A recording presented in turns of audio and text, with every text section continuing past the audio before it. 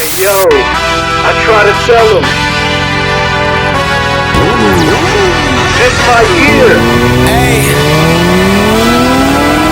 Yeah, let's see how you doing the pressure.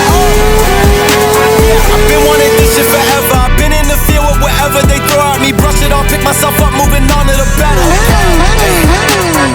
Ain't no errors, baby, it's a new era. I wake up early, feeling rich like I'm Kesha. I get to the paper, boy. Like,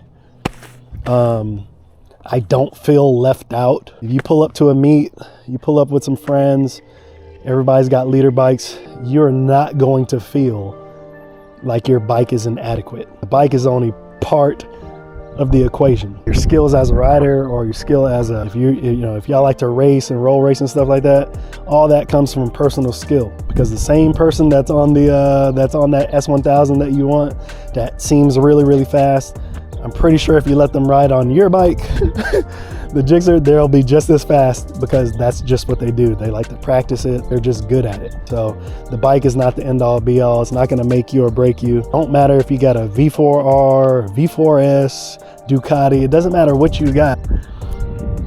It don't matter. It's all up to your skill set, man. So hopefully this video helps a little bit. And you know, if you have any questions, we've been getting a lot of engagement on this channel. We're steadily growing, and we're doing it all organically, man. And I can care less if people say that I'm lame. People say that I got a leader bike and I ride slow. I don't give a shit, because I got a lot to lose, right? I got a lot to lose. Got a big family, got a lot of toys, got a lot of, just got a lot of stuff going on. And I'm not gonna let my ego, or let somebody else's ego,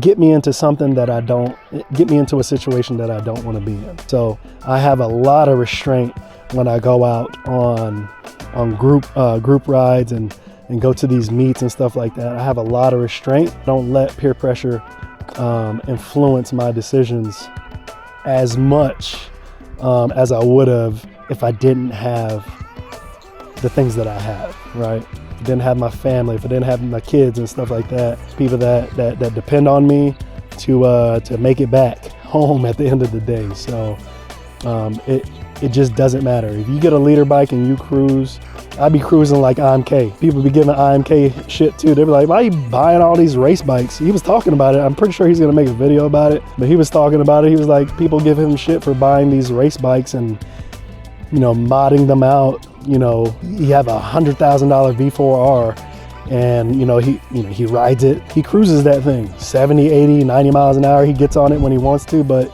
he doesn't feel like he has to be racing that shit every time he gets on it. He likes to cruise his bikes. Same with me.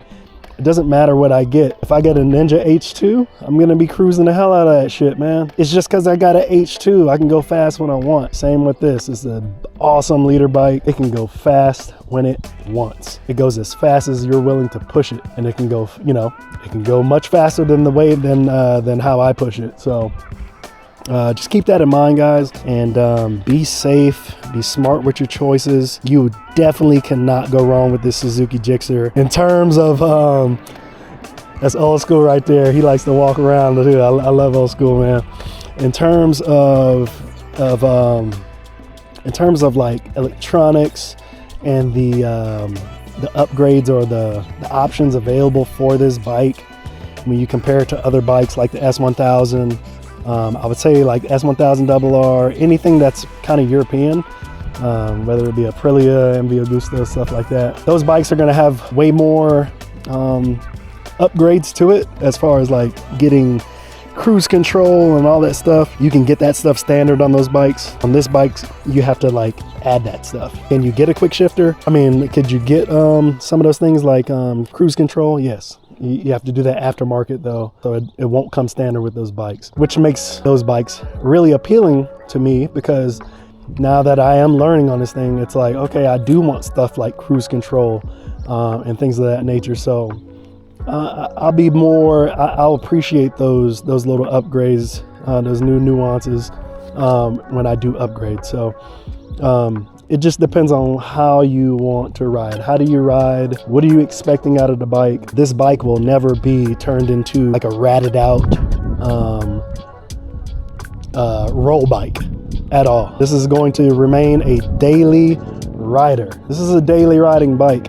And I want to keep it like that. I want to keep it stock wheelbase, but I want to kind of maximize its capabilities without touching the engine, doing any engine work, any of that stuff. You know what I mean? I just want to do simple bolt-ons, tune the hell out of it to make it as fast as possible for my needs, and then the rest of it is just cosmetics. I am being very mindful though of how much money I do put into the bike, because again, this bike for me is like a launch pad, right? This is my step back. This is my step back into sport bike, super sport world, man, you know? And it's really growing on me because it actually, I'm becoming more aware of what I want and what I need, the differences. And honestly, I don't need anything else that's on the market right now. I don't need anything else. This bike checks all the boxes just about, you know, certain things that I pointed out that I would like.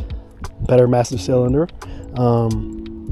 you know, better brakes, maybe slightly better suspension, you know, is nothing that is a deal breaker. So if I were to upgrade, it would simply be because I want the upgrade. I don't need it. I would just want it. So again, when you're making your bike decision, don't make your bike decision based off of the brochure, how much horsepower it says on paper, things of that nature. Every engine that rolls out of the factory is going to have variation. If we put 10 GSXR 1000s together, 10 brand new ones off the showroom floor from either different years from 2017 all the way up to now, I guarantee you, every single one of them is going to have a different dyno reading. Some are going to be faster than the others, and it's the same exact bike. It just is how it is, you know what I mean? So don't scoff and just look at the horsepower numbers all the time. It doesn't tell the full story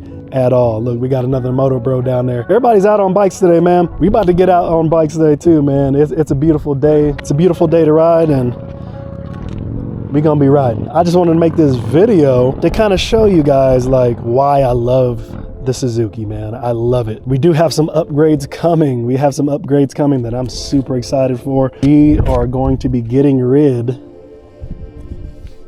of the chain and sprocket, man. We're getting some upgrades. We're gonna go 520. Nothing too crazy, but we're gonna go 520. I decided to stick for the back sprocket, we're gonna move up 2. So if you are familiar with Suzuki, front sprocket is a 17, back sprocket is a 45. 1745, somebody call them 1745. So I went up 2 in the back, so we're at a 47, and I decided to stick with a steel sprockets instead of aluminum. I daily ride this thing, but I'm not truly a like daily rider. I don't depend on this to get to work or to, you know what I mean, to do anything. This is like leisure. So I do ride when I want and when the weather permits, because I'm fair weather only. So technically it is my daily. You know, I have other restrictions that kind of prevent me from riding all the time like I want. A lot of my injuries that, you know, with my back and stuff like that from the Army, kind of prevents me to ride these bikes, you know, as much as I want, which is why another thing why people kind of give me shit, because I don't necessarily, I feel like I've ridden this bike a lot. Remember, I got this bike, you can go look back at the channel, I think I got this bike with like 800 miles on it. And we are at 4,165 miles, right? 4,000 plus miles. Again, not a lot of miles on this thing at all, but we're gonna get that sprocket changed out. I did go with the most expensive, the DID gold chain. I didn't want to spare any expense, and I wanted the best chain possible. And we're gonna get that switched out. We're gonna kind of see how that changes the ride. Again, I just wanted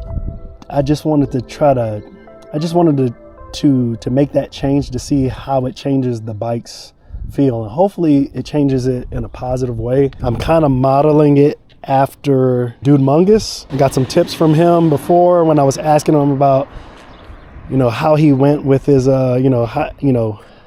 what stages did he put his bike through? Because what he does with his bike is kind of similar to what I want to do with this. I want to keep it stock wheelbase, and I kind of want to maximize as much performance out of this thing as possible. The other thing that we're going to be doing besides that pretty soon is we're going to be lowering it a little bit. I don't want to go really almost any lower than 2 inches. I think 2 inches is kind of a lot in my opinion. I probably literally on like an inch and a half to lower it just for aesthetics, because I just kind of want this gap minimized. So if you go like that, to me that's about 2 inches. So I just want this smaller. Again, I can flat foot this bike easily, no problem. So it's not for performance wise. I guess it would probably help with a little bit of performance maybe, but more for aesthetics. It's my bike, my problem, right? My prerogative. If you don't like it, you don't have to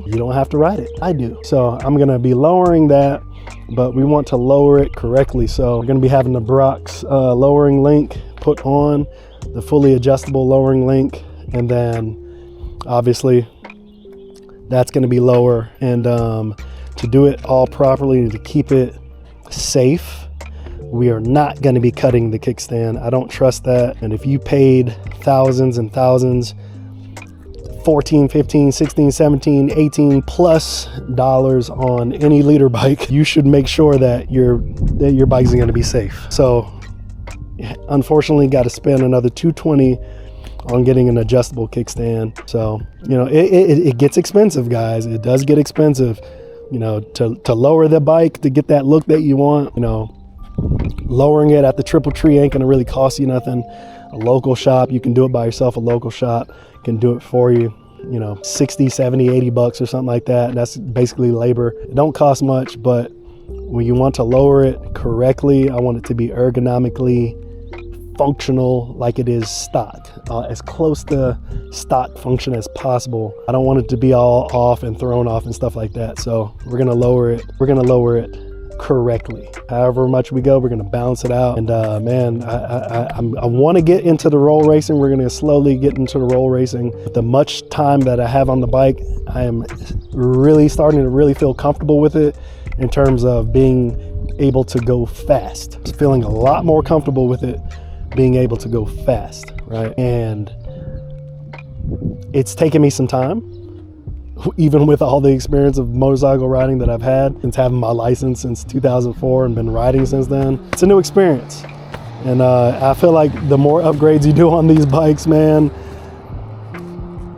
the personality of the bikes change. So this thing's already flashed. Once we get the sprocket on there, I think we're gonna probably do another tune, but I don't necessarily know if I wanna do another tune before I get maybe some stacks to put in there. I don't think you necessarily need them. Like I said, I'm getting comfortable. To me, adding stacks is gonna add more to the top end power, and I'm not necessarily wanting to go top end all the way.